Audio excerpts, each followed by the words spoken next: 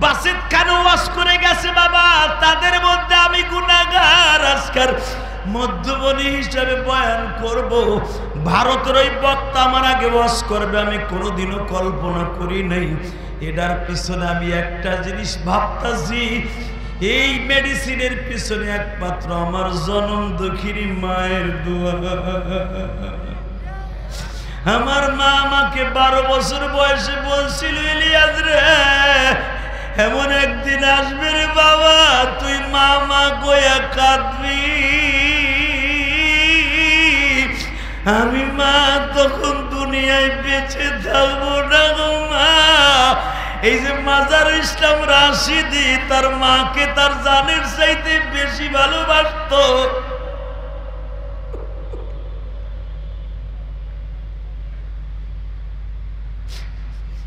বাজান এটা কেন আলেম ওলামা মাকে বাবাকে এত ভালোবাসে জানেননি? একমাত্র এটা আমার নবীর সিরাত গো বাবা। আমার নবী আমার নবীর মাকে এত ভালোবাসতেন, যেদিন রাত্রে আমার নবীর মা ইন্তেকাল করবে, ও মা প্রেমিক ভাইরা রে, দুনিয়ায় মায়ের মতো দরদি কেউ নাই গো মা গো মা।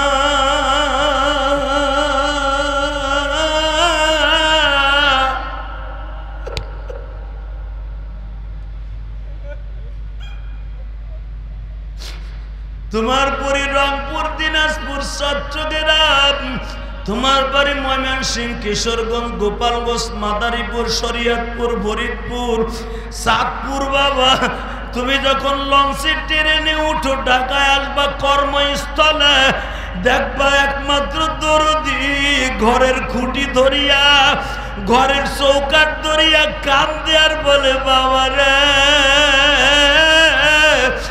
আবার কবে তোর সোনালি মুখখানা দেখব।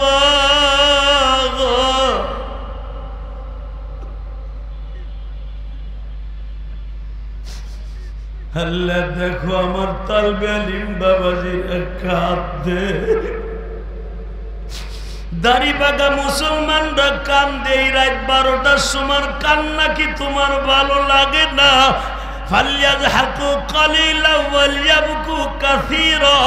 তুমি যদি কান্না বেশি পছন্দ করো, যারা এখন চিল্লাবে আর কাঁদবে, এদের মা দুঃখিনীর কবর আযাব মাফ করে দিবা। যাদের মা অসুস্থ সুস্থ বানায় দিবা, যাদের বাবা অসুস্থ সুস্থ বানায় দিবা। আমার বাবা অসুস্থ বাবা, আমার কেরানীগঞ্জের বাড়িতে আমার বাবারে রাইখা আমি ওয়াজে আসছি।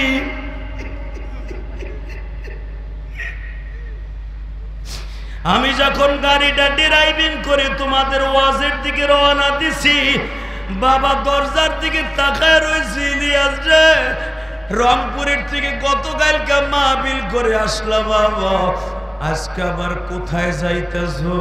আমি বললাম আব্বা বেশি দূরে না, জুরাইন দোলাই পার যাব আব্বা, তাড়াতাড়ি আয়া পড়িও। আমার গোপালগঞ্জের ভাষায় আমার আব্বা বিদায় দিল আজকে। দুনিয়ায় বাবার মতো বন্ধু কেউ নাই রে বাবা।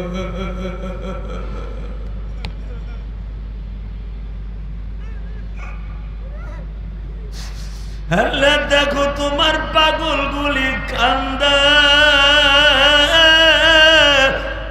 বাজান এই সপ্তাহের আগের সপ্তাহে সরমুনার শায়েখ রিজাউল করিম জুমার পরে বাবা মায়ের কবরের সামনে দাঁড়াইয়া চোখের পানি ফেলাইয়া কানছে, কে জানো ফেসবুকে ছেড়ে দিছে। হাজার হাজার মুরিদ কমেন্টে লেখছে, আমার শায়েখ বাবা মায়ের কবরের পাশে দাঁড়াইয়া কাঁদে গো।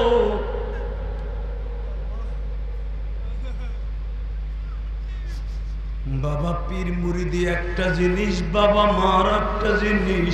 ও আল্লাহর রাসূলের আশিক রাসূলগুলি চোখের পানি ফেলাই এখন কানবা। নবী আমার কত মায়ের পাগল ছিল জানুনি তালবে আলিম বাবাজিরা। 6 বছরের নবী আমার মায়ের কপালে চুমা দিয়া বলে, মা গো তোমার গায়ে 160 ডিগ্রি জ্বর মা। আমার নবী একবার মায়ের ঠোঁটের সাথে ঠোঁট লাগায়, আর একবার মায়ের পায়ের তালুটা এইভাবে ডলে আর কয়, মা তোমার পাও দুইটা দি বরফের মতো ঠান্ডা হয়ে গেছে মা। এই গরমের দিনে পাও তো এরকম ঠান্ডা হওয়ার কথা না। বাজান এখন চিল্লাবার কারবা। আমেনা রাত 12টার সময় বলতেছিল, মোহাম্মদ রে এই ঠান্ডা সেই ঠান্ডা গো বাবা, এই ঠান্ডা যদি জীবনে কারো একবারে স্পর্শ করে আর কোনোদিন মা কইয়া ডাক দিতে পারবি না। বাজান আপনাদের জানা আছে জিব্রাইল পৃথিবীতে কয়েকটা জান নিতে এসে জিব্রাইল নিজে কেঁদেছিলেন। তার ভিতরে নবীর মায়ের জান আল্লাহর কাছে বারবার দরখাস্ত করছে, ও মালিক তোমার নবীর ঠোঁট দুইটা তার মায়ের ঠোঁটের সাথে লাগানো, এই অবস্থায় আমি কেমনে গাল দিয়ে আমেনার জানটা নিয়ে আসি? আমার আল্লাহ বলে ওইটা দেখতে চাইবে। মুহাম্মাদের ঠোঁট তার মায়ের সাথে থাকুক বা না থাকুক, আমেনার জানটা কানের নিচ দিয়ে নিয়ে আসবা। বাজানে যখন আমার নবী দেখলেন মার কথা কয় না গো মা, নবী একটা চিৎকার দিয়া মায়ের বুকের সাথে কান লাগাইয়া বলছিল, মা গো ও মা আজ থেকে চির এতিম হয়ে গেলাম। যারা জশ্নে জুলুস করে শীত হইয়া বইয়া হইয়া কাইত হইয়া, জশ্নে জুলুসের ফাঁকে ফাঁকে আবার রসুলের প্রেম দেখাইয়া বিড়ি টানে সিপাই বইয়া, কথা কর না মানে জশ্নে জুলুসের ড্যান্স করতে করতে ক্লান্ত হইয়া সিপার মধ্যে যাইয়া বিড়ি টানে, বিড়ি এলো আশেকে রাসূলের স্যাম্পল, কথা কর না কেন? আশেকে রাসূল ওরা নয়, আশেকে রাসূল আমরা। কথা বলেন না কেন? আশেকে রাসূল হলো তুমুল বৃষ্টি হয়েছে, আসরের আগ পর্যন্ত বৃষ্টি, মাঠের মধ্যে এখনো পানি। স্টেজে আমি আসলাম দেখি স্টেজ পাও ভিজে গেছে পানিতে। এরপরে আশেকে রাসূলগুলি সিরাতুন নবী সাল্লাল্লাহু আলাইহি ওয়াসাল্লাম শোনার জন্য পাগলের মতো রাত 12:30 পর্যন্ত বসে আছে। কাউকে একটা বিড়িও দেওয়া হবে না, এক কাপ চাও খাওয়ানো হবে না, এক প্লেট বিরিয়ানিও দেওয়া হবে। তা প্রকৃত আশেকে রাসূল তো এরাই, কথা কর না কেন? জোরে কর। একজন আগ করে রয়েছে, এই মেয়ে কথা কর, কথা ঠিক না বেটে? এরপরে জোর দেয়, কথা হবে তো আশেকে রাসূলের মতো, কথা ঠিক না বেটে?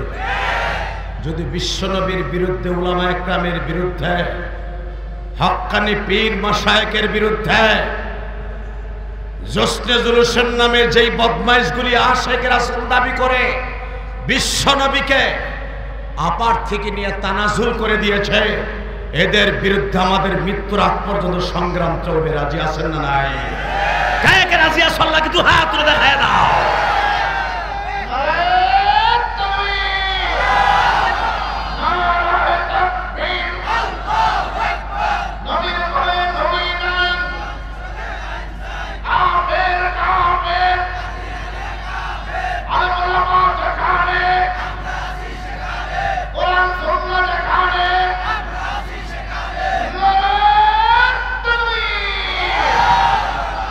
শব্দটা কি বলছে দেখছেন?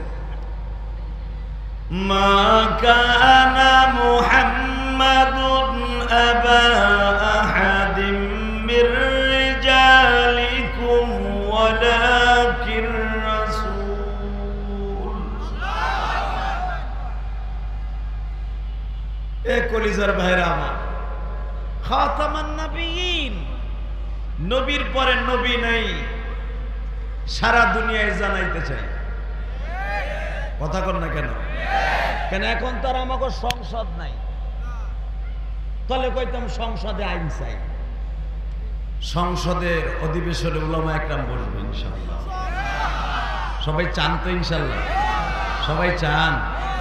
হাত উঠাই দেখেন তো কে কে চান না। ঠিকই আছে। বৃষ্টির মধ্যে তাল মালা রায়া লাগছে। আলেমুল আমারে ভালোবাসে। আরে চরমনার শায়েকের যে এই পরিমাণ মুরিদ আছে, যদি এই পরিমাণ ভোট দিত প্রতি বছর অন্তত 20টা সিট পাইত। বদমাইশগুলো ঠিকই জেকের করবো, 5 ঔষধ খাইব, ভোট দেওয়ার সময় গোল হই আর ধানের শীষ। কথা কর না কেন? শুধু একটা কথার উত্তর দিতে হবে, জমিনের মালিককে। এখানে পোস্টারে কি লেখছে দেখছেন? জাতীয় ওয়াইজিন পরিষদের উদ্যোগে সিরাতুন নবী সাল্লাল্লাহু আলাইহি সাল্লাম, মিলাদুন নবী না,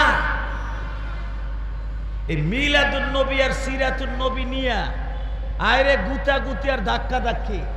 এই যে আমাদের এই ওয়াইজিন পরিষদের সম্মানিত সভাপতি, বাংলাদেশের রাজপথের লড়াকু সৈনিক মুজিবুর রহমান চাট্টামি, আবুল কালাম আজাদ, বাংলাদেশের যার কণ্ঠের আগে আইনুদ্দিন আল আজাদের কণ্ঠের আগে, এখন তো বাংলাদেশে গজলের কণ্ঠশিল্পীর অভাব নাই।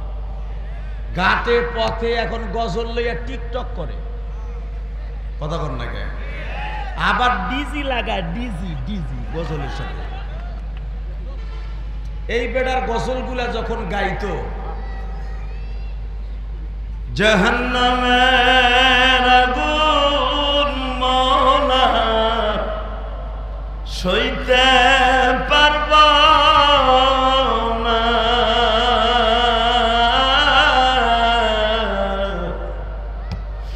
দুনিয়াতে লঙ্কা দাইয়া।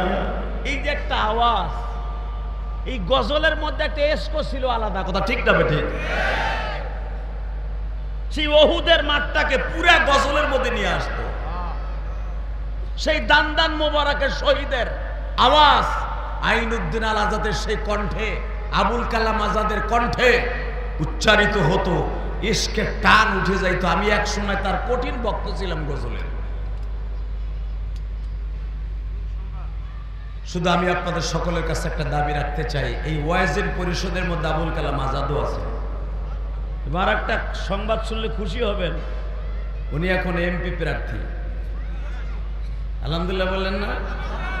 উনি ওনার এলাকার এমপি প্রার্থী। যেইভাবে দেখলাম তার পিছনে মোটর সাইকেল হাঁকাইতেছে, আমি বুঝি এখন চা খাওয়ার লেগে হাঁকাইতেছে।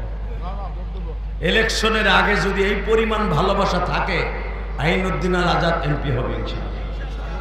আল্লাহু আকবার জোরে বলেন তো। আবুল কালাম আজাদ এমপি হবে ইনশাআল্লাহ। এমপি হোক চান না? হুজুরের সংসদে যাও চান তো আপনারা? এই হান কবেন ঠিকই, আমাকে সামনে বইছেন না। আবার আবুল কালাম আজাদের এলাকায় যাইয়া ভোট দিবেন না। তবে একটা কথা উত্তর দেই, মৃত্যুর আগে যেন সংসদ উলামা একরামের এই দাড়ি টুপোওয়ালাদেরকে অন্তত 150 সিট দেখতে পাই।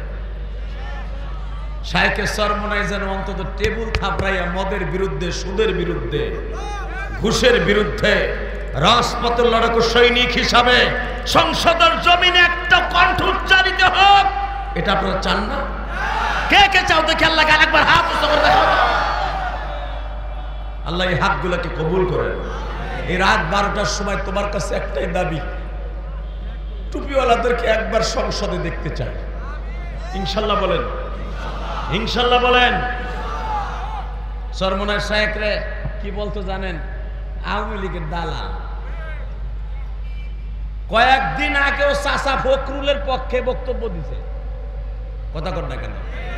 ফখরুল ইসলাম আলমগীর যখন জেলখানায় শেখ হাসিনার কারাবন্দী হয়, শায়েখে নায়েব আমিরুল মুজাহিদিন বক্তব্য দেয় নাই? এতে কি আওয়ামী লীগের দালাল বোঝা যায়? শায়েখে সরমনের মাথা বাংলাদেশের কেউ কিনতে পারে না, কিনতে পারবেও না। এই যে চাচা ডক্টর ইউনূস সাহেব গেছে আমেরিকায়, যদিও কাজটা ঠিক হয় নাই, এইভাবে ডিম মারা। মনে হয় সরমনের শায়েখ আল্লাহ হেফাজত করবে বিদায় হ্যাঁ গোসো পারে নাই। কথা কন না কেন? সারা জীবনের জন্য স্মৃতি হয়ে থাকতো ইউনূস সাহেবের সাথে যে ডিম মারা খাইছে। কথা কন না কেন? যারা আমার বাংলাদেশের এই সোনালী সন্তানদেরকে পচা ডিম মারছে, কাজটা ভালো হয় না। আপনি কোন দল করেন আমার দেখার বিষয় না, তবে কাজটা ঠিক হয় নাই। ঠিক না বেঠিক? শুধু আমার সাথে একটা কথার উত্তর দিবেন, যদি রসুলের রাজনীতি এই পৃথিবীতে চালু থাকতো, এইভাবে হিংসা বিদ্বেষের রাজনীতি এই পৃথিবীতে থাকতো না। একদল যাবে একদল আসবে, কথা ঠিক না বেঠিক? শুধু আপনাদের খেদমত আরজ করি, বিশ্বনবীর রাজনীতি, সিরাতুন নবীর রাজনীতি, আর আপনার আমার পচা রাজনীতি, ডিম মারা রাজনীতি দেখেন। তাকানের দিকে বিশ্বনবীর রাজনীতি কারে কয়? ফাতে মক্কা। আমার আগের বক্তা বলে গেছেন, তার সাথে কিছু অ্যাডজাস্ট করে মাত্র কথা বলবো, আওয়াজগুলো সেইভাবে দিবেন মনে হবে আপনি আশিকে রাসূল। সিরাতুন নবী শুনতে আসছেন, ধরে কথা আল্লাহু আকবার। মিলাদুন নবী আর সিরাতুন নবীর ভিতর পার্থক্য এতটুকু, রসুলের গোটা জিন্দেগিটা আমলের ভিতরে নিয়ে আনার নাম হলো সিরাতুন নবী, আর মিলাদুন নবীর নাম হলো জিলাপি খাওয়া আর বিড়ি খাওয়া। এটা পার্থক্য। তাকানের দিকে এই মুসলমানের পোলা 10,000 সাহাবী নিয়ে ফাতে মক্কা অর্থাৎ মক্কা দখল করলেন। এই যে মাথায় যে দেখতেছেন চুল নাই, এটা মক্কার থেকে কাইটে আসছে। যেই জায়গায় আমার নবী 10,000 সাহাবী নিয়ে মসজিদে ফাতাহ যেটাকে বলা হয়, আবুল কালাম আজাদের কাছে জিজ্ঞাসা করবেন, মা খাদিজার বাড়ির কেবলের নিচে মাকামে হুজুরের লাস্ট বর্ডার আর হেরেমের শুরু আর মাকামে হুজুরের শেষ, এর মাঝখানে একটা মসজিদ আছে, মসজিদের নাম মসজিদে ফাতাহ। কি নাম? ইন্না ফাতাহনা লাকা ফাতহাম মুবিনা, যেখানে এই সূরাটা নাযিল হয়েছে, যেই পতাকার মধ্যে এই সূরাটার অংশ বিশেষ লেখা ছিল, বিশ্বনবী এখানে ফাতে মক্কার পতাকা গেড়েছিলেন, যেই পতাকায় লেখা ছিল লা ইলাহা ইন্না ফাতাহনা লাকা ফাতহাম। দুইটা পতাকা দুই দিকে পথ করে আকাশে উঠতেছে, এই জায়গাটার নাম হলো মসজিদে ফাতাহ।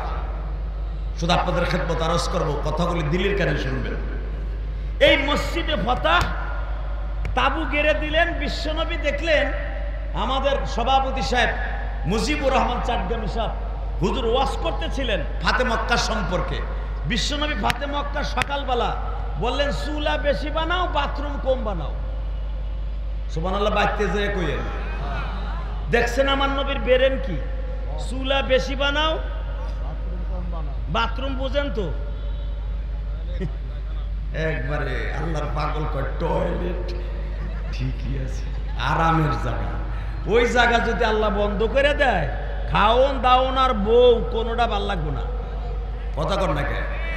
খালি একটু পরীক্ষা করে দেখেন, আপনি দয়া কলা আছে না, দয়া কেলা, ওই আর কতগুলো বিচি খাইয়েন, আটকে যাবে, তারপরে দেখবেন আপনার কাছে কেমন লাগে। কথা বলেন না কেন? হে বাজান, ওটা খুব আরামের জায়গা। তামান নবী আরামের জায়গা বানাইতে বললেন বেশি। সাহাবী আসছে 10,000, বাথরুম বানাইছে কম, বাথরুম বানাইছে 3,000, আর চুলা বানাইছে 10,000-এ এক এক ধরে 3টা করে বানাইছে, 30,000 চুলা। সুবহানাল্লাহ, জোরে কোন। বুখারীতে আসছে কিতাবুল মাগাজির মধ্যে 30,000 চুলা, 10,000 সাহাবীর মধ্যে এক একজনে 3টা করে চুলা বানাইছে। এই 3টা করে চুলা বানাবার হিকমতটা কি? আবু সুফিয়ান তখন মক্কার বড় লিডার, দৈরা নেন ডাক্তার ইউনূসের মতো। ডাক্তার ইউনূসের মতো ধরে নেন আর কি। আবু সুফিয়ান তখন মক্কার লিডার। আবু সুফিয়ান ডিক্লার দিছে তার সবচাইতে বড় চামচা উতবা আর উতাইবা। উতবার ছেলে ওলিদ, এটা মারা গেছে। মুগিরা হারেস, এই দুজন বাইসে আছে। এই দুজনকে বলছে, যায় দেখতো মোহাম্মদ কত লোক লইয়া মক্কায় আইছে। উতাইবা আর হারেস দুইজন আইছে দেখতে যে মোহাম্মদ কত লোক লইয়া বাক্কা শহরে আইছে। তখন মক্কার নাম মক্কা না, মক্কার নাম হলো বাক্কা। কি নাম? আরে নেতাগুলি যারা কোন হুজুরের রাজনীতি বুঝে না, এই প্যারাগ্রাফ এই থিওরি পড়ে আমরা উলামা একরাম আজকে রাজনীতি শিখছি। কথা কন না কেন? রাজনীতি তো আমার নবী শিখায় গেছে আমাদেরকে হাদিস থেকে। একবার সংসদে নিয়ে দেখেন মামুনুল হকের মতো একটা বীর মুজাহিদকে, একবার সংসদে নিয়ে দেখেন শাইখুল হাদিস ফয়জুল করিমকে, রিজাউল করিমকে নিয়ে দেখেন, বাংলার জমিনের রূপরেখা রাজনীতি সব পাল্টে যাবে, সব পাল্টে যাবে, সব পাল্টে যাবে।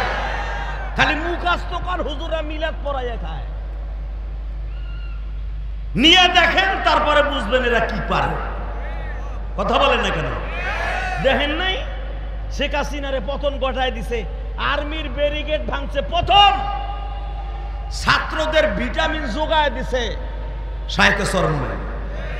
আজকে আলেমুলামারা মাইনাস করে জুলাই আন্দোলনের তাদের লিস্টি হয়, আলেমদেরকে বাদ দেওয়া হয়। ভুলবেন না আলেমদের অবদান, তলির নেমো খারামি হবে। কথা বলেন না কেন? তাকানের দিকে আবু সুফিয়ানের দুইটা চামচা আসছে, আইসা তারা জাবালে আবি কোবায়েজের উপরে দাঁড়াইছে। আবি কোবায়েজের পরে দাঁড়ায় দেখে কিসের ছাতার মানুষ গুনবো, চুলাই গুনাই তোর সকাল 10টা বাজছে। 30,000 যদি খালি চুলাই হয়, এক এক চুলায় যদি 100 লোকেরও পাক হয়, তাহলে কত লাখ লোক লইয়া মোহাম্মদ মক্কা দখল করছে।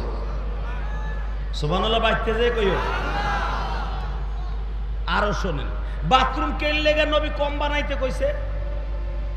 আবু সুফিয়ানের বড় চামচা উতাইবা গুনতাছে চুলা, হারেস গুনতাছে এলো মানুষের বাথরুমের কাতার। সকালবেলা দেহে এক এক লাইনে টুঙ্গির ইস্তেমার মতো 1000 মানুষ খাড়াই দিছে। এখন ওরা চিন্তা করে এইগুলা মানুষ যদি রাস্তায় খালি বাথরুমের লেগে লাইন দেয়, না জানি ভেরেমের ভিতরে কত লাখ আছে। আবু সুফিয়ান রেজাই ঠ্যাং ধরে কয় আপনার হাতেও দড়ি পায়েও দড়ি, সিলিন্ডার করেন।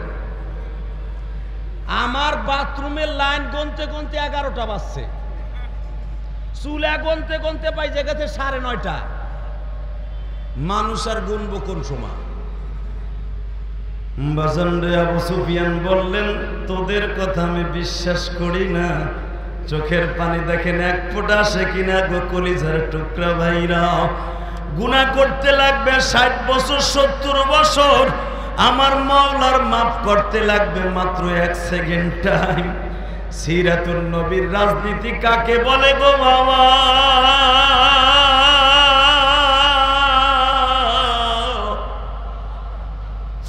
ওই কবরে একা পড়ে থাকবা, কেউ যাবে না।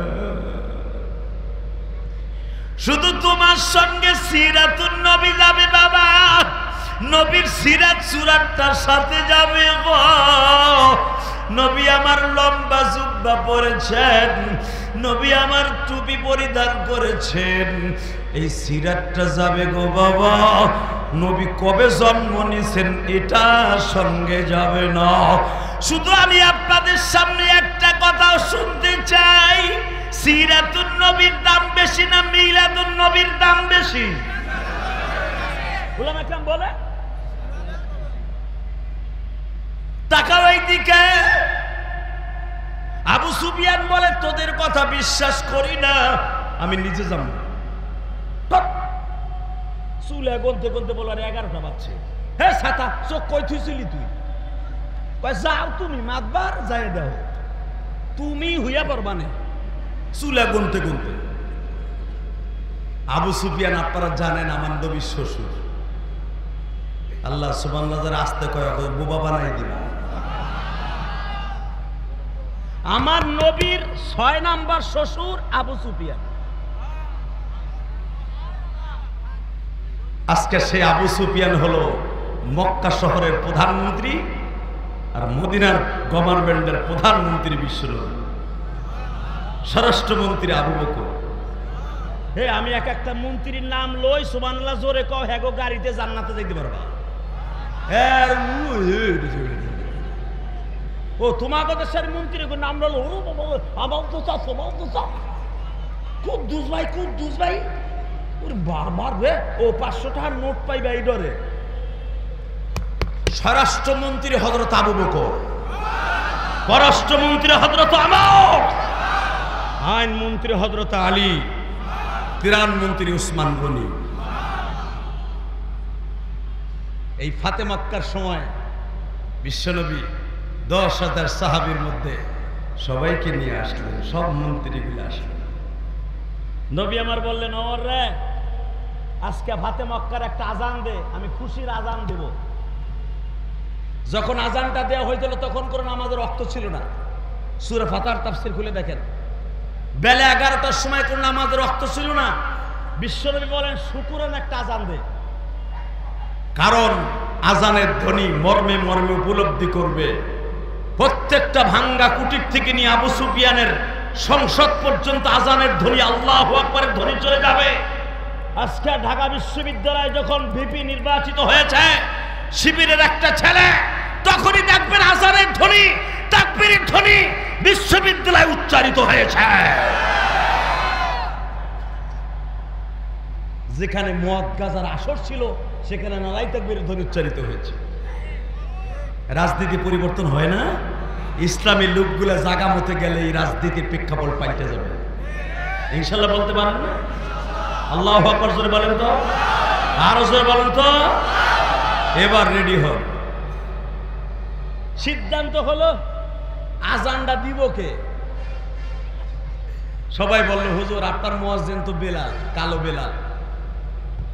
মক্কার যারা নতুন মুসলমান হয়েছে, ইদা জা নাসরুল্লাহি ওয়াল ফাত ওয়া রাআইতান নাস ইয়াদখুলুনা ফি দীনিল্লাহি আফওয়াজা, দলে দলে মুসলমান হয়ে গেছে।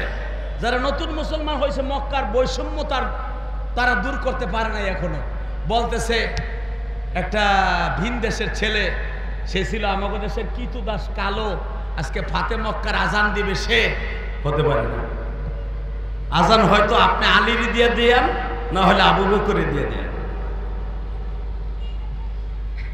আমার আল্লাহর কাছে ইন্নাল্লাহা লা ইয়ানজুরু ইলা সুওয়ারিকুম ওয়ালাকিন ইয়ানজুরু ইলা কুলুবিকুম ওয়া নিয়্যাতিকুম। আমার আল্লাহর কাছে চেহারার কোনো দাম নাই। আমার আল্লাহর কাছে কলব পরিষ্কার কার আছে, বিকলবিন সালিম, কার অন্তর পরিষ্কার আছে মাওলার জিকির দিয়া, ওইটাই আল্লাহর কাছে দাম।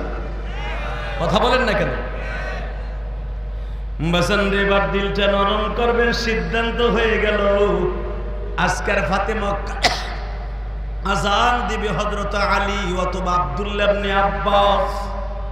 এরা কুরাইশ বংশের সন্তান, অথবা বিশ্ব নবীর সবচাইতে বড় বন্ধু আবু বকর আজান দিবে নয়, ওমর দিবে। কালো বেলাল এই দেশের সন্তান নয়। বৈষম্যতা তখনও দূর করতে পারে নাই, কিন্তু আমার আল্লাহর কাছে যে বেলালের এত গ্রহণযোগ্যতা বাবা, এটা আমার নবী ছাড়া কোন সাহাবী বুঝতে পারে না।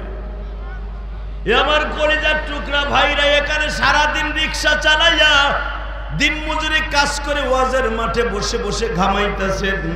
আমি আপনার দুইটা পাও ধরে বলে গেছি, আমার মাওলার কাছে 5 তলা 10 তলা বিল্ডিং এর মালিকের এবং রিক্সা চালক একজন মালিক। ও বাজান, কারো দাম আমার আল্লাহর কাছে কোনো ভাগাভাগি নাই। আমার আল্লাহর কাছে সবচাইতে দামি হলো তার নেক আমলগুলি। যারা চোখের পানি ছেড়ে দিয়ে আমার আল্লাহরে খুশি করবে, ওই মানুষটাই আল্লাহর কাছে দামি হয়ে যাবে। বিলাল আজকে চুপ করে রুকনে আমিনের পাশে বসে বসে কান্দে আর বলে, মালিক, বিশ্বনবী হলে মসজিদ নববীর ইমাম, আমি হলাম মুয়াজ্জিন। আমার আজান ছাড়া আমার নবীর ঘুম ভাঙে না।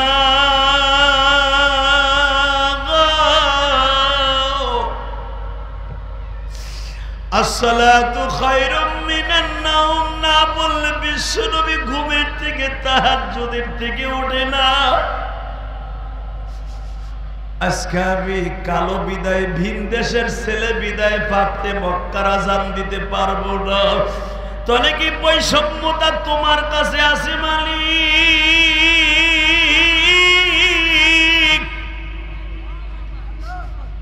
কিন্তু বেলাল জানতো না, কালো হোক আর ধলা হোক, কুরাইশ বংশের হোক আর খাত্তাব বংশের হোক, উমাইয়া বংশের হোক, আমার মালিকের কাছে বৈষম্যতার দাম নাই গো বাবা, আমার আল্লাহর কাছে দাম হলো তার কলবের দাম। বেলাল যখন রুকনে আমিনের পিছনে পিছাইয়া দাঁড়ায় কান্দে, আমার আল্লাহ জিবরাইলকে পাঠাই দিয়া বলে, নবীজি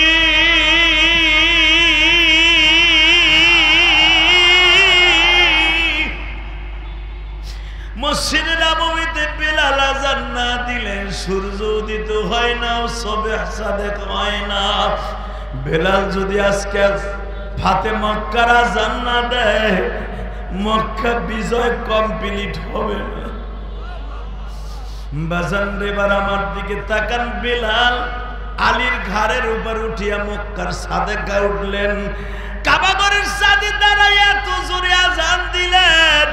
ইন দি মিন টাইমে বাবা আবু সুফিয়ান তখন কাবাগরের হেরেমের মধ্যে ঢুকছে। ঢুকিয়াই দেখে, হায় হায় হায় হায় রে, খালি টুপি আর টুপি। জোরে জোরে জোরে জোরে জোরে। সরমনে আল্লাহর কুতুব যখন মিছিল লইয়া শেখ হাসিনার বাসভবনের দিকে যাইতেছিল, তখন যারা কলেজের বন্ধুরে হেরাও টুপি মাথায় দিছে। কথা বলো না কেন?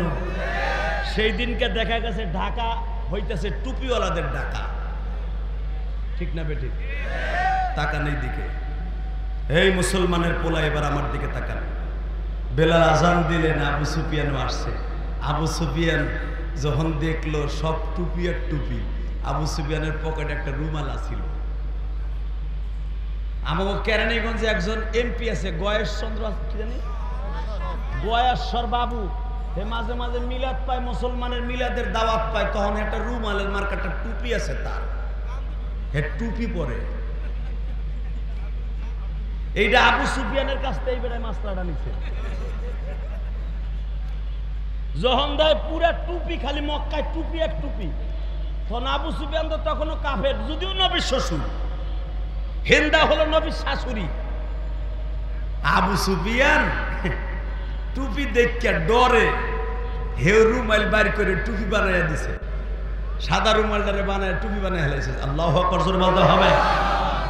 আর পাঞ্জাবির আস্তিন দিয়া মুখ ডাকছে, কেউ আমার নাসি নে ফেলে। কিন্তু সাহাবীদের চোখ ভয়ঙ্কর চোখ। ফট করে আব্দুল্লাহ ইবনে উবাই, আব্দুল্লাহ ইবনে সামিত রাদিয়াল্লাহু তাআলা দুইজনে ধরে লেছে। কিও তাইসা তোরা আমার সিল্লি কেমনে? চাপ! বিশ্বনবী বলেছে আজকে মক্কা শহর হলো মুসলমানের দেশ, এই দেশে কোনো বৈষম্য চলবে না। আসেন এদিকে। দুইজনে দুই বগলের নিচে হাত দিয়া উঁচা করে নবীর সামনে লইছে। হুজুর, এই যে আপনার শ্বশুর চোরের মতো টুপি মাথায় দিছে বাঁচার লাগে। নবী আমার রুমালটা টান দিয়ে সরাই, আমার বাপের বানানো কথা না, বুখারীর কথা। মিয়া নবী আমার টান দিয়ে রুমালটা সরাই বলে, আসসালামু আলাইকুম। না, আবু সুফিয়ান তো সালামের উত্তরও দেয় না, কিচ্ছু দেয় না, চুপ করে বয়ে রয়েছে। নবী আমার বলে, আপনি আমার কাছে কি ব্যবহার চান? আপনারা কি কাবা ঘরের সাথে টানায় পিটামু, না এই ডিক্লার দিব যে আপনার ঘরে যারা যাবে তাদেরকেও আমি মাফ করে দিব? আবু সুফিয়ান বলে, আব্দুল্লাহর পোলা মুহাম্মদ আমার জামাইয়ের ব্যবহার দেখতে চাই। নবী আমার বললেন, আমি আপনারে মাফ করে দিছি। কারণ উহুদের মাঠে আমার দান মোবারক শহীদ করছে আপনার ছেলের নেতৃত্বে। আল্লাহু আকবার বলতে পারলেন না? আমি এখনো পর্যন্ত গোস্তের হাড্ডি চাবাই খেতে পারি না। লোহার হেলমেট আমার এখান দিয়ে ঢুকে এখান দিয়ে বের হয়ে গেছে। আমি এখনো পর্যন্ত মাথার যন্ত্রণায় প্রতি মাসের 3 বার আমি বেহুশ হয়ে যাই। সব মাফ করে দিছি। আপনার নেতৃত্বে, আপনার অর্থায়নে আমার বিরুদ্ধে উহুদ, বদর, খন্দক সংগঠিত হয়েছে, সব আমি মাফ করে দিছি। কিন্তু শর্ত একটা, আপনাকে আমি বলবো না আপনি কালেমা পড়েন, আমি সাধারণ ক্ষমা ঘোষণা করলাম। আপনার বাড়িতে যাই যারা আশ্রয় নেবে তাদেরকে আমি মাফ করে দেব। বাজান, বিশ্ব নবীর চরিত্র যখন দেখলেন, রাজনীতি কারে কয় গো বাবা? বিএনপি আসলে আওয়ামী লীগ লাগো, জাম্বু দিয়ে পিডায়, আতরি দিয়ে আতর বাড়াই দিয়ে পিডায়। আবার বিএমপি আলাদা আওয়ামী লীগ এলাকা পিডাইতেছে, এই পিডানো শিখায় গেছে আওয়ামী লীগ আলাদা। কথা বল না, আওয়ামী লীগ এলাকা ঘর বাড়ি ভাঙা, তাদের দোকানপাট দখল করা, এটা হিগাই দিয়ে গেছে আওয়ামী লীগ এলাকা। এটার নাম রাজনীতি নয় বাবা। লাকাদ কানা লাকুম ফি রাসূলিল্লাহি উসওয়াতুন হাসানাহ। তোমাদের গোটা জিন্দেগিটা রাসূলের ইত্তেবার মধ্যে যখন নিয়ে আসবো, নবীর আদর্শ হলো তোমাদের মধ্যে উত্তম আদর্শ, রাজনীতির দিক দিয়ে উত্তম রাজনীতি।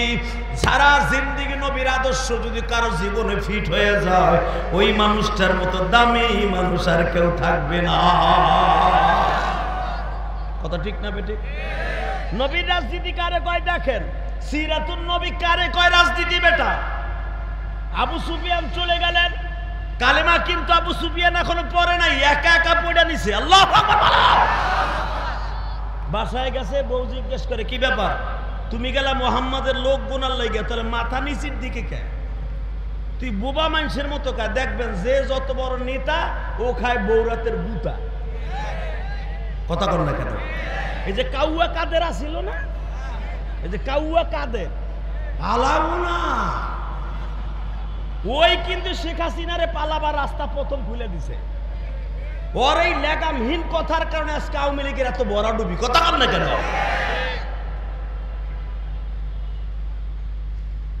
আল্লাহ ছাড় দেয়,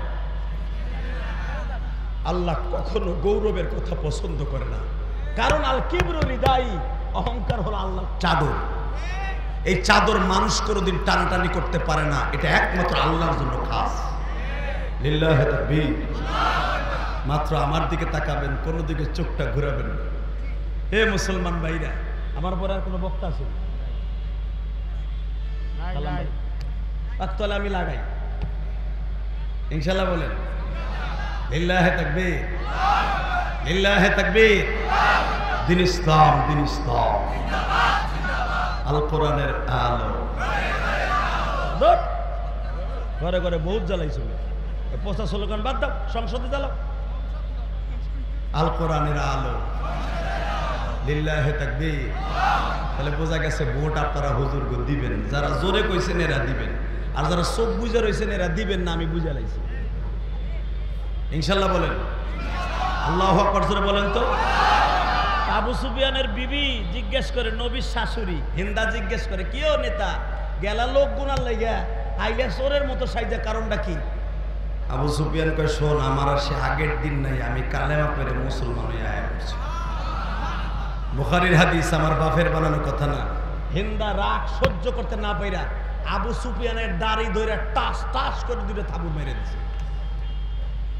ওই যে কইছিলাম যে যত বড় নেতা খায় বৌরাতের বুতা। বাজানরে হিন্দা আবু সুফিয়ানের গালের মধ্যে থাবুর দেয়, হিন্দার থাবুর খাইয়া বোর থাবুর খাইয়া আবু সুফিয়ান কিছু কয় না। হিন্দা জিজ্ঞেস করে, তুমি এত বড় নেতা, আমি থাবুর দিলাম, তুমি কিচ্ছু প্রতিবাদ করলে না, কারণটা কি?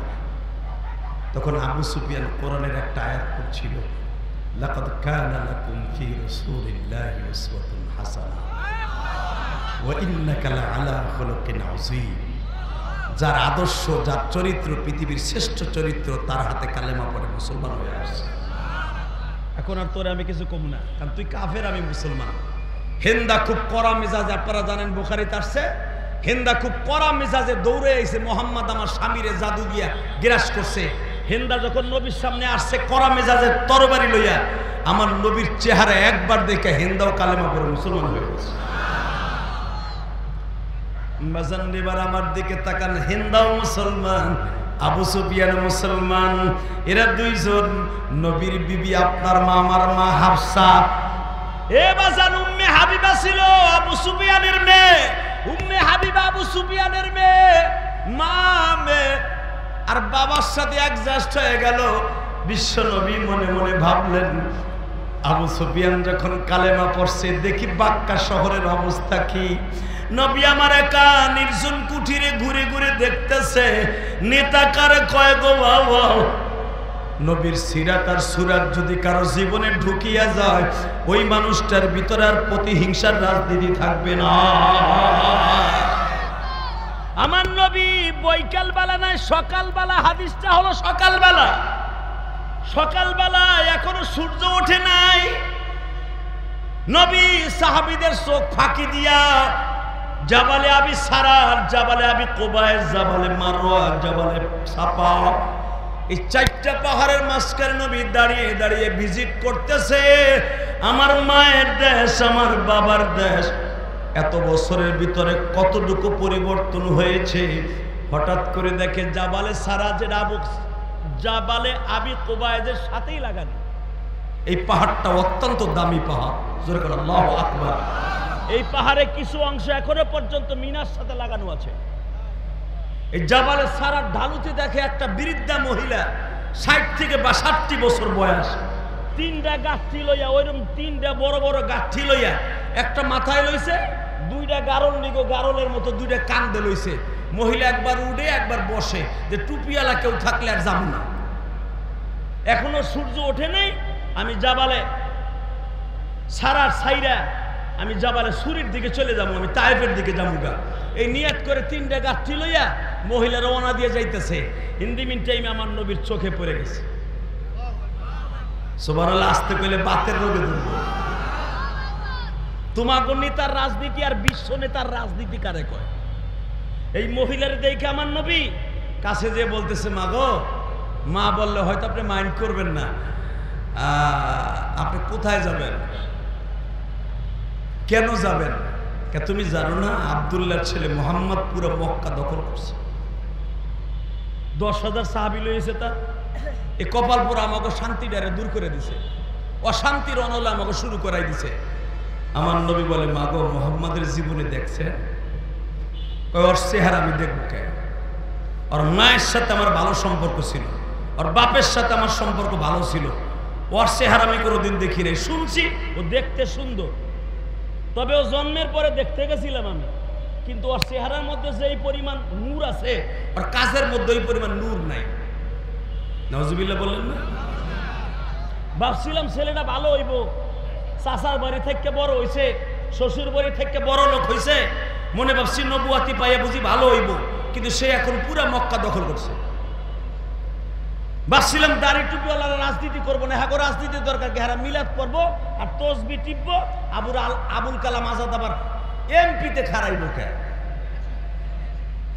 কথা করবো, এরা মসজিদে থাকবো, তসবি টিপবো, আর মসজিদের ছাদে আসরের পরে আগ করে থাকবো, দক্ষিণা বাতাস গালের মধ্যে ঢুকবো, পেটটা ভরে যাবো, খাওয়ানো লাগবো না। কিছু কিছু মানুষ আলেমুল আমাকে এরকমই মনে করে। মসজিদের মেম্বারে যখন সুদের বিরুদ্ধে কথা কইতে যায়, মসজিদের সভাপতি 1 নম্বর সুদখোর। কথা কন না কেন? বোতলখোরের বিরুদ্ধে যখন ইমাম সাহেব কথা বলতে যায়, 100% সেক্রেটারিয়াল ডেইলি মদ দিয়ে গোসল করে। আল্লাহ যারা আস্তে কথা কয়, রাতারাতি বোবা বানায় হয়। কথা কন না কেন?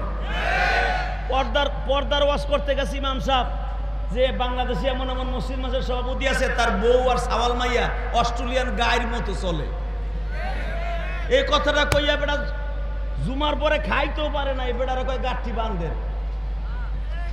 কালকে মনে হয় আমার মাইয়ের আপনি দেখছিলেন না মার্কেটে যাওয়ার সময়, ওই যে অস্ট্রেলিয়ান গাই কইছে, মনে করছে ওর মাইয়েরই কইছে। কথা বল না, হাসেন কেন? হালাকি ইমাম সাহেব তার মাইয়ের ওসরে না, বউর ওসরে না, হে সাইড আইসে কয় মনে হয় আমার মাইয়া গেছিল মার্কেটে, এর লেগে আমার মাইয়ের অস্ট্রেলিয়ান গাই কইছে। আছে না নাই? এই সমস্ত সভাপতি আর সেক্রেটারিতে থাপড়াইতে গানের সোয়াল ফাটায় ফেলাবো যদি সংসদ একবার দখল করতে পারে। কি আমাকে সাথে নাই? আপনারা প্রতি বছরে 4 জন করে 1 ডজন করে ইমাম মুয়াজ্জিন পাল্টায়। মসজিদ তোর বাপ দাদা যদি পৈতৃক সম্পত্তি হয়ে থাকে, তাহলে কি লেগে ইমাম মুয়াজ্জিন রাখছস? তুই অবি ইমাম, তোর পোলারে বানাবি মুয়াজ্জিন আর তোর নাতিরে বানাবি খাদেম। তোরা কয় বাপ বেটাই চালা? কথা বল না কেন? রাগ করতেছেন? করেন গা। ওই বুড়ি কইতাছে মোহাম্মদ আলো দাড়ি টুপিওয়ালা, হে বলে নবী দাবি করে, হ্যাঁ রাজনীতির দরকার কি?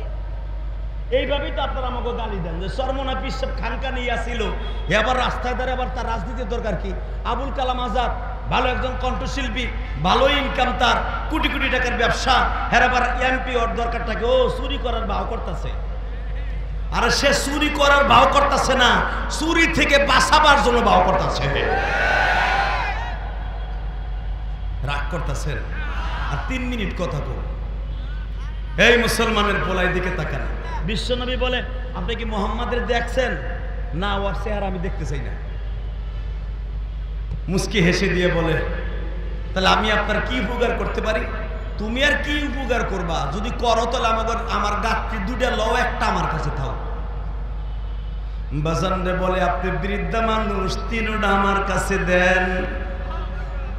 এখানে যদি রাজনীতির ময়দানে আপনার আমার দলের নেতা হইতো, একটা মেম্বারও যদি হইতো, ওই বুড়ি দইরে একটা আছাড় দেয়া কইতো যে আমার সামনে ধরে আমার বদনাম কর।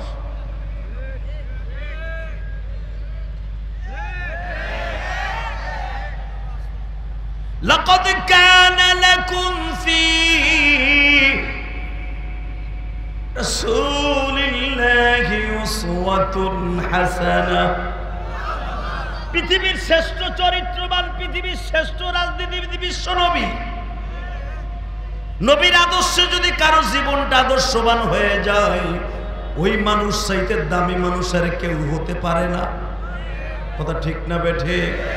3টা গাঠি একটা আমার নবী মাথায় নিছে, আর একটা 2 বগলের মধ্যে নিয়ে বলে, বুড়ি মা তুমি আমার পিছনে পিছনে বলবা আমি কোন দিকে যাব, ডাইনে যাব না বামে যাব। বুড়ি পিছনের থেকে ডেকে রসুন দেয়। বাজান রে, নবী সামনে সামনে হাঁটে, ছোট্ট ছোট্ট কণ্ঠে জিজ্ঞাসা করে, বুড়িমা তুমি কি মুহাম্মাদের মাকে কোনোদিন প্রাণ ভরে দেখেছো? বলো কি বাবা, মুহাম্মাদের মা আমেনা খুব ভালো ছিল। মুহাম্মাদের বাবারে কি তুমি প্রাণ ভরে দেখেছো? বলো কি বাবা, মুহাম্মাদের বাবা আব্দুল্লাহ নাম ছিল, অনেক সুন্দর আদর্শবান পুরুষ ছিল। আব্দুল্লাহর জন্য মক্কার অন্তত শত শত মহিলা পাগল ছিল বিবাহ বসার জন্য। ওই আদর্শবান পুরুষের বিবি তো সবাই হইতে পারে না। মুহাম্মাদের দাদা মদিনার থেকে আমেনাকে বিবাহ করে নিয়ে আসলো। ওই ঘরে যেমন একটা সন্তান জন্ম নেবে কোনোদিনও ভাবি নাই গো বাবা। তবে একটা কথা শুনেছি, মুহাম্মদ মক্কা দখল করছে ঠিকই, এখনো পর্যন্ত কোনো মানুষকে অন্যায়ভাবে একটা থাপ্পড় মারে নাই। আমার নবী এক চোখে কান্দে আর এক চোখে আল্লাহর প্রশংসা করে। মানি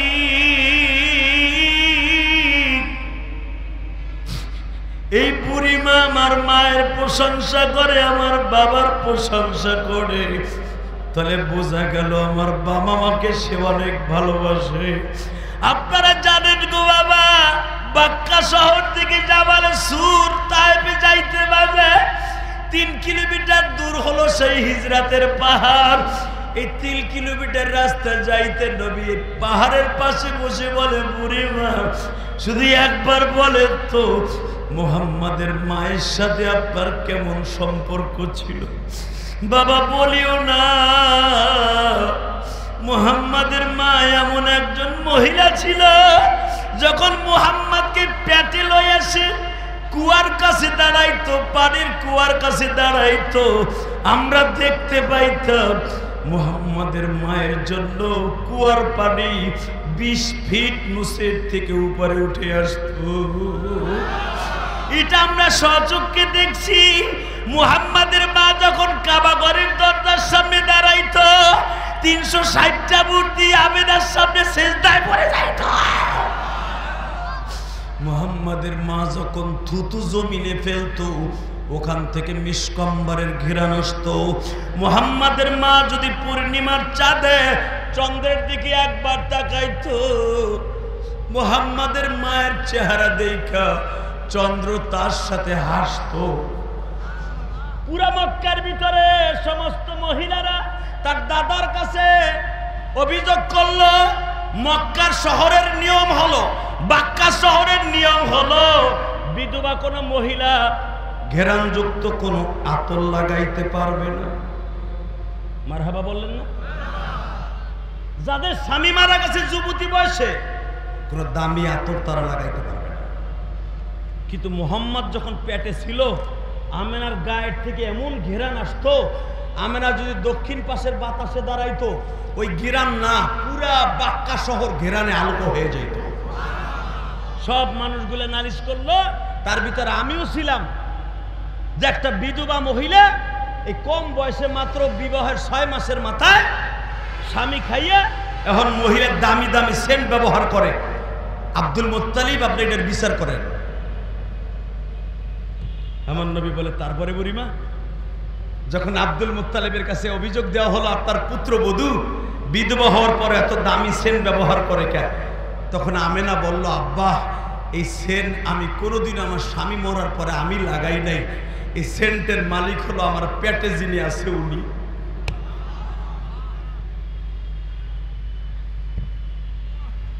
আব্বা শুধু আমি দাঁড়ায় থাকলে বাতাসের থেকে সেন্টের ঘেরান আসে না, আমি পায়খানা প্রস্রাব করলেও বেশ কাব্বারে ঘেরান আসে। আব্দুল মুত্তালিব বলে, তাহলে প্রমাণ করো তো। এবার আওয়াজ দিবেন, আপনার জীবনে যারা আশেকের রাসূল জীবনে দেন নাই এত জোরে আওয়াজ দিবেন। এই সরমনার মাঠে পাগলগুলা লাফালাফি করে কেন? আজকে নবী যখন তাদের অন্তরে প্রকাশ পায়, জাহান্নামের ভয় যখন তাদের অন্তরে প্রকাশ পায়, এই পাগলগুলা লাফালাফি আরম্ভ করে দেয়। অনেকে সরমনাইরে ভণ্ড করে গালি দেয়। যারা সরমনাইরে ভণ্ড করে গালি দেয়, দেখবেন কোথাও না কোথাও তার ভেজাল আছে। তাকাও এই দিকে। আমেনা প্রমাণ করেন, আব্বা দেখবেন আমেনার কারেশমা। মা আমেনা এক বদনি পানি নিয়ে আসলেন, পানির ভিতরে গালের মধ্যে কুলি করে বদ্নির মধ্যে ছেড়ে দিলেন। যখন বদ্নির মধ্যে ছেড়ে দিছে, আব্দুল মুত্তালিব গিলাস ভরে যখন তাদের খাওয়াইতেছে, যারা ওই পানি খেয়েছিল 1-2 দিন নয় 1 মাস পর্যন্ত তারা খাবারের পরে ঢেকুর দিত, ঢেকুরের সাথে মেশকাম্বারে ঘিরে আসত। বাজান এবার আমার দিকে তাকান, সিরাতুন নবী কত দাম গো বাবা। আমার নবী ওই বুড়িমার কাছ থেকে তার মায়ের প্রশংসা শুনতেছে, আর নবীর চোখ দিয়ে অজরে পানি পড়তেছে। বুড়ি জিজ্ঞেস করে, বাবারে তোমার চেহারাও তো অনেক সুন্দর, আমেনার কথা বললাম, পর তুমি এইভাবে অজরে কান্দো কেন? ও বাজান এখানে অনেক পাগল আছেন, মা দুঃখিনী পাইছে নাই গো বাবা।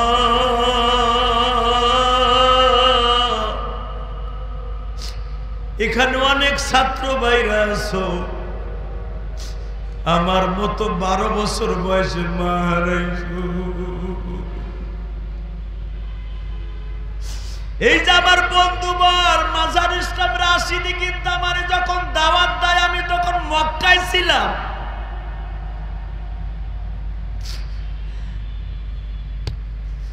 মাজার ইসলাম রাশিদি যখন মেসেঞ্জারে আমারে বলে, দোস্ত 27শে সেপ্টেম্বর কিন্তু কখন বয়ান দেব তুমি আমারে বলো। আমি মনে করছিলাম 27শে অক্টোবর।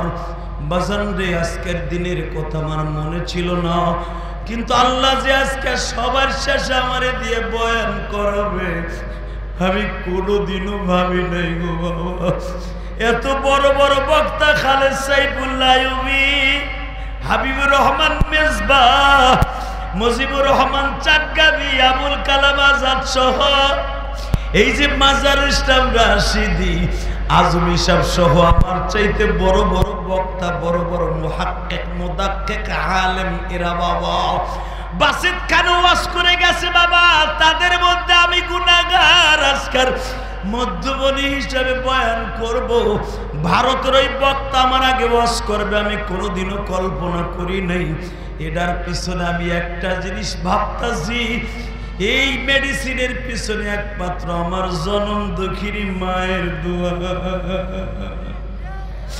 আমার মা আমাকে 12 বছর বয়সে বলছিল, ইলিয়াস রে এমন একদিন আসবে রে বাবা, তুই মা মা গোয়া কাঁদবি। আমি মা তখন দুনিয়ায় বেঁচে থাকবো না গো মা।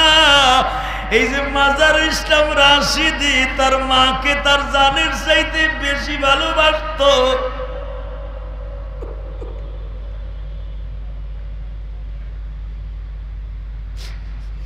বাজান এটা কেন আলেম ওলামা মাকে বাবাকে এত ভালোবাসে জানেননি? একমাত্র এটা আমার নবীর সিরাত গো বাবা। আমার নবী আমার নবীর মাকে এত ভালোবাসতেন, যেদিন রাত্রে আমার নবীর মা ইন্তেকাল করবে, ও মা প্রেমিক ভাইরা রে, দুনিয়ায় মায়ের মতো দরদি কেউ নাই গো মা গো মা।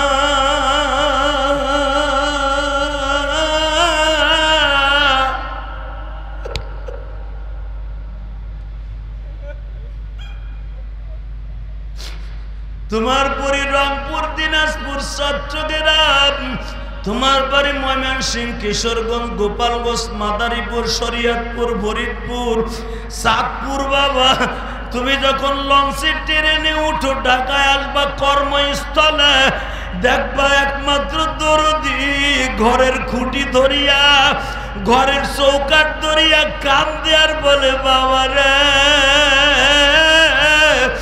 আবার কবে তোর সোনালি মুখখানা দেখব।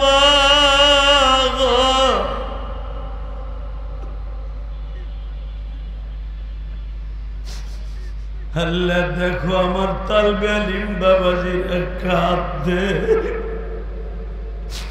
দাড়ি বাগা মুসলমানরা কান্দে রাত 12টার সময়। কান্না কি তোমার ভালো লাগে না?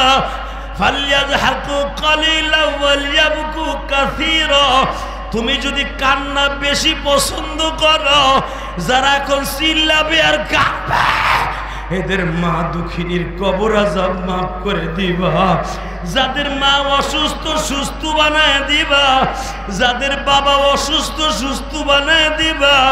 আমার বাবা অসুস্থ বাবা, আমার কেরানীগঞ্জের বাড়িতে আমার বাবারে রাইখা আমি ওয়াজে আসছি।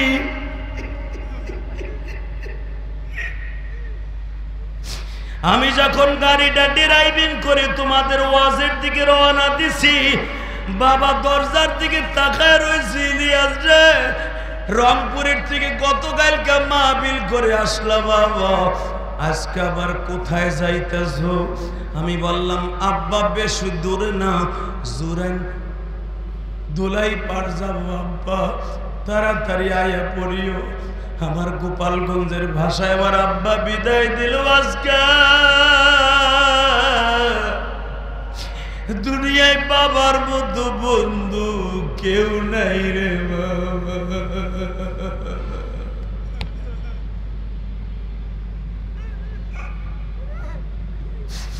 আল্লাহ দেখো তোমার পাগলগুলি কান্দা।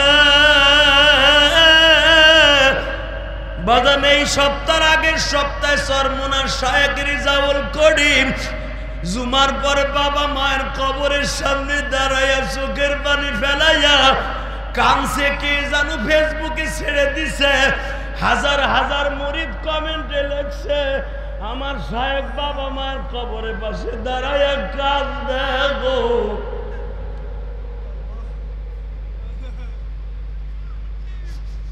বাবা পীর মুরিদি একটা জিনিস, বাবা মার একটা জিনিস। ও আল্লাহর রাসূলের আশিক রাসূলগুলি চোখের পানি ফেলাই এখন কানবা।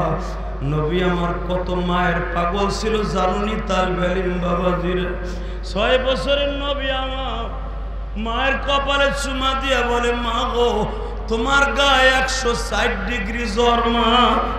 আমার নবী একবার মায়ের ঠোঁটের সাথে ঠোঁট লাগায়, আর একবার মায়ের পায়ের তালুটা এইভাবে ডলে আর কয়, মা তোমার পাও দুইটা দি বরফের মতো ঠান্ডা হয়ে গেছে মা। এই গরমের দিনে পাও তো এরকম ঠান্ডা হওয়ার কথা না। বাজান এখন চিল্লাবার কারবা। আমেনা রাত 12টার সময় বলতেছিল, মোহাম্মদ রে এই ঠান্ডা সেই ঠান্ডা গো বাবা, এই ঠান্ডা যদি জীবনে কারো একবারে স্পর্শ করে আর কোনোদিন মা কইয়া ডাক দিতে পারবি না।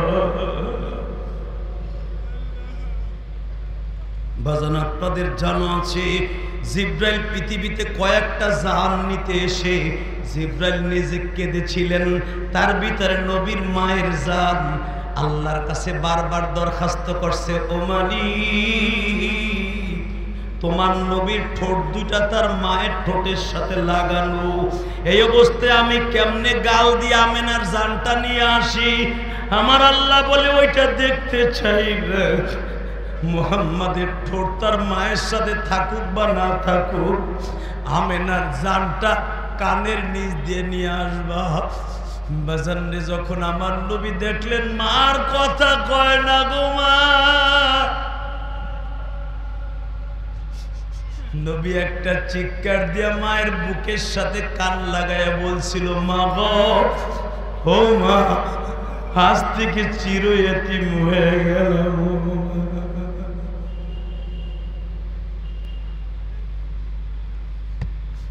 আল্লাহ তুমি দেখো সিরাতুন নবী সাল্লাল্লাহু আলাইহি ওয়াসাল্লাম মাহফিলে বসে রাত 12:30টার সময় যারা কান্দে, এদের বাবা মাকে তুমি মাফ করে দিও। জোরে করুন আমিন।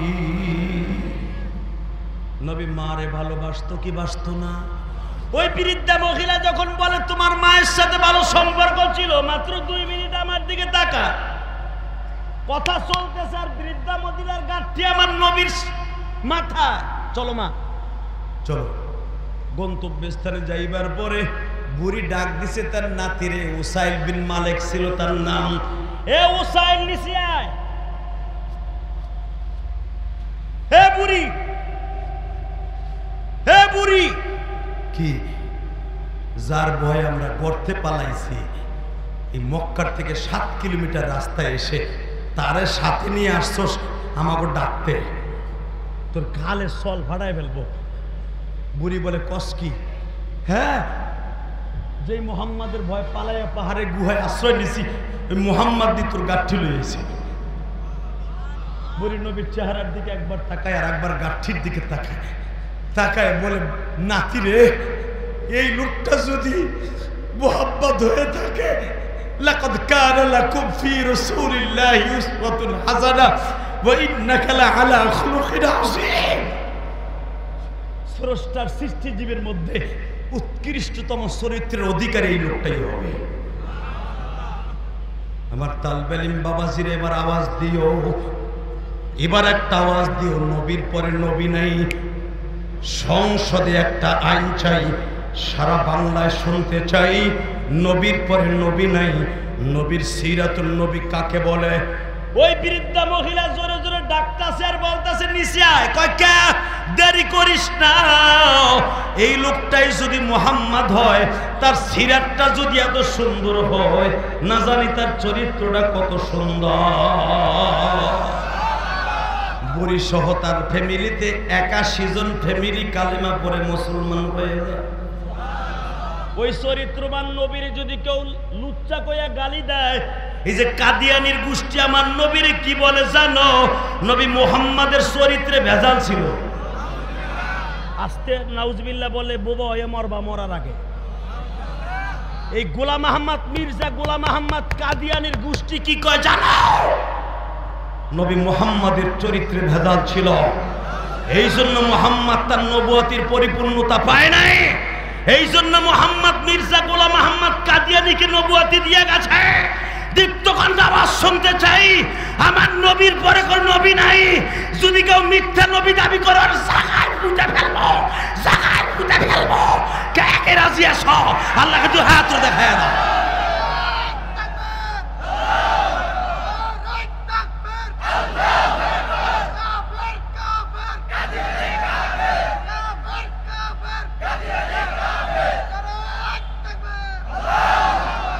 আল্লাহ সিরাত সম্মেলনে বসে রাত 12:30টার সময় তোমার কাছে দরখাস্ত দিয়ে গেলাম, যাদের চোখের পানিগুলা পড়ছে তাদের জীবনের গুনাহ মাফ করে দাও, এদের সন্তানগুলাকে আলেম বানিয়ে দাও।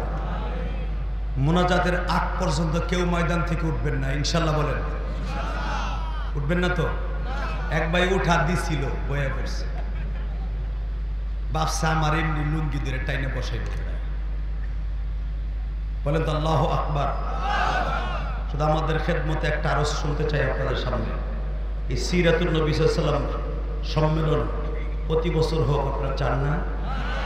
সবাই চান? কে কে চান দেখে আল্লাহকে হাত উঠে দেখেন। আল্লাহ আপনাকে কবুল করেন। আজকে যদি বৃষ্টি না হইতো, ভেরি ভেরি ইম্পর্টেন্ট সময়, এখানে লোকে লোকারণ্য হয়ে যেত, এখানে লোক ধরতো না। আর আমি শুনতে পাইলাম এলাকার ইমাম সাহেবরা অনেকে জানেই না যে আজকে মাহফিল। আবার কিছু আল্লাহর ওলিও আছে হারা জানার পরও না জানার ভান করে। কথা কর না কেন? আছে না? তবে আমার বিশ্বাস মুজিবুর রহমান চাটগামি যদি আবুল কালাম আজাদের মতো, মাজারুল রাশিদের মতো যদি মর্দে মুজাহিদরা এই সম্মেলনটা চালিয়ে যায়, কিয়ামত পর্যন্ত এই মাঠে চলবে ইনশাআল্লাহ। এই সিরাত মাহফিলের দ্বারা যে বক্তাগুলার আপনারা পাইছেন, যাদেরকে 3 বছর 5 বছর 10 বছর তপস্যা করে পাওয়া যায় না একই মঞ্চে, খালেদ সাইফুল্লাহ, ইলিয়াস রহমান জিহাদি পাওয়া সহজ। আমার লালবাগের প্রোগ্রাম থুইয়া পাগলের মতো দৌড়েছি মাজারুল ইসলাম রাশিদির ফোন পাইয়া। শুধু আপনাদের খেদমত আরজ করতে চাই, এই সম্মেলনটা আজীবন চলুক ইনশাআল্লাহ। সহযোগিতা করবেন তো ইনশাআল্লাহ? বলেন তো সবাই করবেন?